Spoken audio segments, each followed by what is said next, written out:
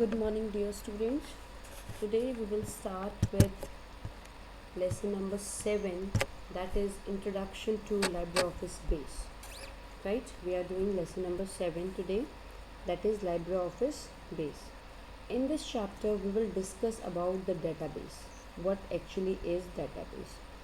Database is basically when we keep a record of students who are attending the school. That large amount of data, that collection of data is known as database, right? So managing a database manually is quite difficult. You can understand, if we have suppose more than 300, 400, 500 students in a school, so to keep record of all the students and update the record everywhere is quite difficult. So in that case, we use database management software, which is used to handle the databases. So in this chapter, I'll explain about database management system, right? So in database management, what is database management system? It is basically a software which helps us to manage the databases, right? It is used to access and analyze data. We can easily access, we can easily compare the data. It helps to enter, access, manage and update data very quickly and very easily. It acts as an interface between user and database, right? So database management system basically reduces our tension of you can say managing the data, right? We can easily manage our data with the help of database management system. We can enter a large amount of data. We can easily access any record out of thousands and lakhs of record. We can manage the data. We can update data very easily and quickly. So what are the advantages of database management system? The first thing is it reduces the problem of keeping duplicate records. You can understand this point with the help of example. Suppose your name, your details are updated in office as well as in your class register. Suppose you informed your class teacher regarding your phone number, that your parents have changed their phone number, and you updated that record in your class register but forgot to inform in office. So your phone number will be duplicate, means your class teacher is having different phone number and in office their phone number is different. So when we use database management system, in that case you have to update the phone number only at one place and it will be automatically update in every database where your phone number is there, right? So duplicate records, the problem of having duplicate records is solved. Then records are complete and consistent, means whenever, as I told you, we have any change in one copy and it will not reflected in other copy when we are doing manually. In that case data becomes inconsistent. So data is consistent here, right? Then data can be shared. We can easily share the data which we are maintaining in database management system. Then we have improved data security, means no one who is unauthorized can use that data, can control that data. Only authorized person can work on it. Better data access. Better data access means we can easily access the data. We can just put a query and we will get the record of the data according to the query. So we can easily access the data.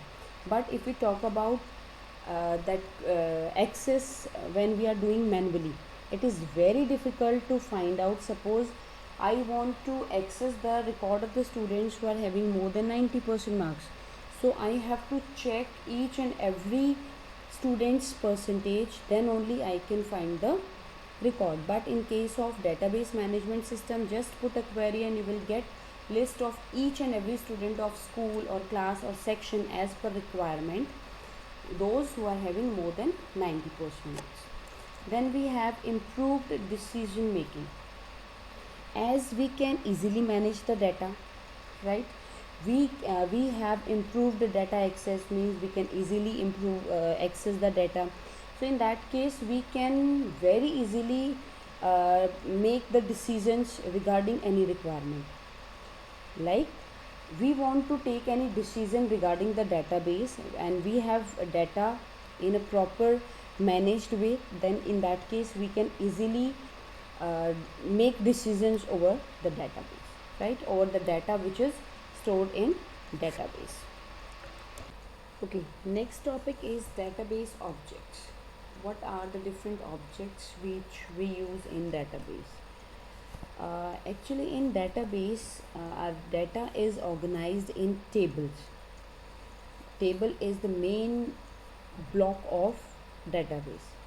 In a single database we can have one or more than one tables, 2, 4, 8, 10 as per our requirement, and it contains data in the form of rows and columns, right? Here you can see this is a table in which columns are there, these are the columns and these are the rows, right? So our data is saved in the form of rows and columns. It is exactly like which we use in calc, rows and columns. But here a column, this is a column, this complete column 1, this is column 2, this is column 3. So these are known as fields. This is serial number field, name field, class field, address field. Whereas rows are known as record. This is record of one student whose roll number is 1, his name is Rahul, he is in class 6 and he is from Sonipat. This is record. So row is record here and columns are known as fields. Next topic is starting LibreOffice base. How to start base? Students, I am working in Windows 10. Here we have to type the name of the software which we want, in which we want to work. Suppose I am writing base and LibreOffice base is available here. If you are working in Linux, add Ubuntu, in that case you have to click on dash and there you have to write LibreOffice base, and in the same way your software icon will be available on the desktop. You can double click on that icon and that software will be available on your screen.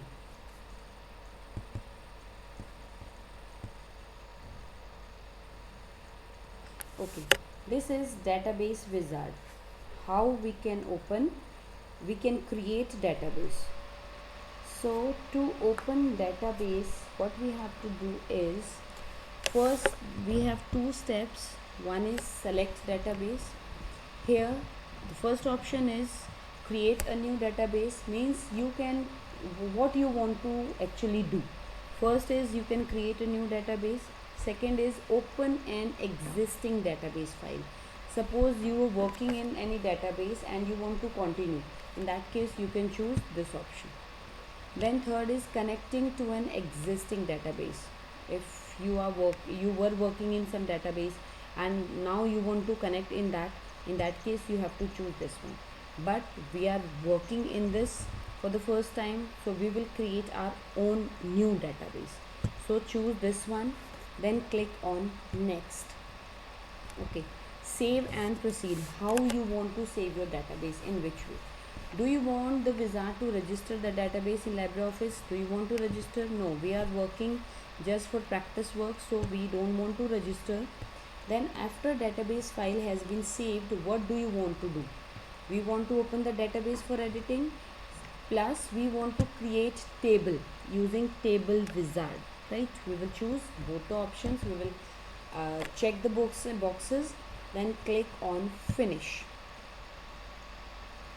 Now it will ask for the name, what name you want to give to your database and at what place you want to save this database. Just for easy accessing, I'm saving this on the desktop, right? You can easily access the database from the desktop, so I'm saving it here. You can save it in drive D or in any folder you want to save. Suppose I want to give name as 8, right? Okay, here there is a box, automatic file name extension. If you will check this box, your file name of your database will automatically add its extension .odf. It will be added by default with the file name, right? So click on save and your database will be saved on the desktop. You can see the name 8. This is the database which we created and its file is saved on the desktop. Now we have to work in this database. Okay, this is table wizard because we checked that box. So this is table wizard. It automatically opened this table wizard. Now select, we have to follow 4 steps to create a table. Select file for your table, which type of file you want to create in your database. First is business, second is personal. Suppose we want to create some personal file. Okay, personal database. Then we have some sample tables. Students, you can also design your table yourself. We will explain how to create a table in next chapter. Here we are just explaining how to add a table. These are the sample tables. You can just to know how to work on a table, how fields can be selected. This is just a sample part, right? I want to add library. The sample table I'm using is library, right? This is the sample table. Now these are the fields under sample table library. Different fields which we can use in table library table. Like I want to add table title. Okay, these are the arrows. The first arrow indicates you can move one field in the selected field, available field, to selected field. This means we can transfer all the available fields in selected field. Just look at this. First one, to transfer only one, like this. If I want to transfer all the fields, we can click on this. Every field will be transferred in the selected field. We want to remove any field, means this last one is to remove all the fields together. Click on this, all the fields are transferred, right? Now I want to transfer title, this one. Then I want book ID, transfer it. Then author ID, transfer it. Then publisher. Suppose I want just 4 fields in my table, right? Then click on next. Set field types and formats. Okay, what is field type? Field types are the data types which we have to assign to every field, means which type of data we want to enter in that field, right? Okay, look at this. First is title. Which type of data you want to fill in title? Obviously we have to write down the name of the book. In that case we have to use text, right? Text data we have to enter in the title. Then entry required. This means if you will press enter, you will press yes, it means user have to write down the title of the book. If you will select no, means user can skip this field if he or she don't want to fill anything. But title is obviously necessary field. We should have the title of the book. So yes. Okay, length, it tells the length of the title. You can increase or decrease the length as per your requirement, right? Then is book ID. Here the field type of book is integer. Book ID, obviously we write it, suppose it's in 101, or we can write B101, like this. Then is auto value. Do you want to give some auto value? Auto value means it will take numbers itself. Then is entry required. Again we have to use book ID, it is obvious, so yes. Then is length 10, means your book ID, the length of the book ID should be 10 or below 10. Similarly author ID, right? Entry required, yes, we have to enter. Then ID is the, I think, of not more than 10. Next is author ID. Field type, which type of data you want to fill in author ID? Integer, we can fill it integer. Auto value you want to give? No. Entry required, Yes. Length will be 10. Then last is publisher. Field type, the name of the publisher is obvious in text. Entry required, yes. And length will be of 50, right? So next, okay, this is a very important part to set primary key. Primary key is a very important concept in database which is used for the access of data. We can, if we want to search any data, we want to access any data, in that case primary key is very much required.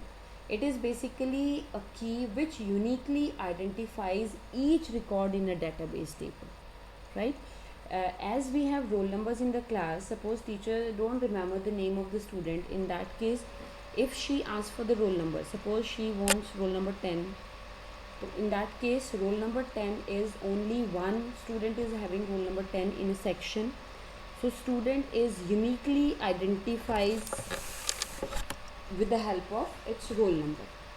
In every section we have only one roll number, one student who is having roll number 10. So in that case in sections we have roll number as a primary key, because there may be more than one students of same name, right? If we talk about school, in that case roll numbers cannot be primary key individually. Admission number of a student works as a primary key, right? So how to create a primary key? Firstly, this is checked. If you want to create primary key, you have to check this. Then first is automatically add a primary key. In this case it will automatically create a column or you can say field where it will generate auto value, right? Second is use an existing field as a primary key.